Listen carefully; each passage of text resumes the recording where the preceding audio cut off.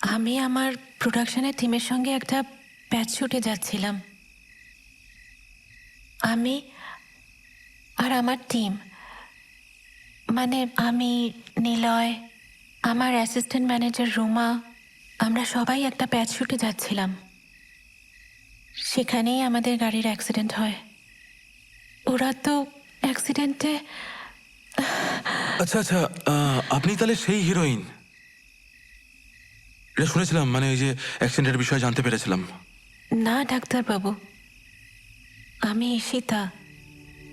জয়িতা আমার যমজ বোন। আমরা মজা করে জায়গা অদল বদল করেছিলাম, আর এই মজাটাই হলো আমাদের জীবনের কাল। ডাক্তারবাবু, জীবনে আমাদের সঙ্গে মজা করে গেল। ডাক্তারবাবু, আমাকে আমার শুভ্র এবং পুলুর কাছে ফিরিয়ে দিন ডাক্তারবাবু। শুভ্র এবং পুলু আমার জন্য অপেক্ষা করে বসে আছে ডাক্তারবাবু। অনেকগুলো দিন আমি ওদের ছাড়া রয়েছি। আর না ডাক্তারবাবু, আমাকে যেতেই হবে ওদের কাছে ডাক্তারবাবু। আমাকে ওদের কাছে ফিরিয়ে দিন। অবশ্যই আপনি পৌঁছবেন, আপনি ঠিক ওখানে ফিরে যাবেন। আমি এখনই যেতে চাই ডাক্তারবাবু। এখন তো সম্ভব নয়, আপনি আর কয়েকটা ঘন্টা ওয়েট করেছেন। আমি কথা দিচ্ছি আপনাকে পুলু আর আপনার শুভ্রর কাছে পৌঁছে দেওয়ার ব্যবস্থা আমি করব।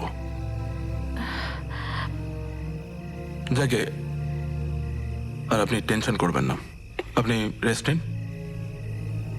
আর হ্যাঁ, আমার ফোন নাম্বারটা আপনাকে লিখে দিচ্ছি, সঙ্গে রাখবেন।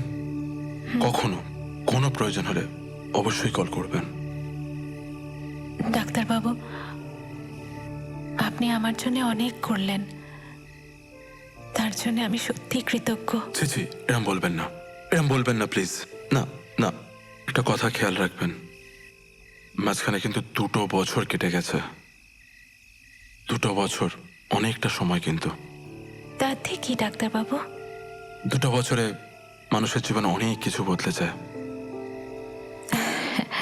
ডাক্তারবাবু, আপনি আমার শুভ্র এবং পুলুকে চেনেন না। ওরা আমাকে ভুলবে না, আমি জানি। ওরা আমার জন্য ঠিক অপেক্ষা করে বসে আছে। সেই জন্যই ডাক্তারবাবু, আমাকে কালকে সকালবেলা একটু তাড়াতাড়ি পৌঁছে দেবার ব্যবস্থা করুন। আপনি কোনো চিন্তা করবেন না, আমি কথা দিচ্ছি তো। যাকে, আপনি টেনশন করবেন না, রেস্ট নিন। কালকে সকালে তো অনেক তাড়াতাড়ি বেরোতে হবে। শুয়ে পড়ুন।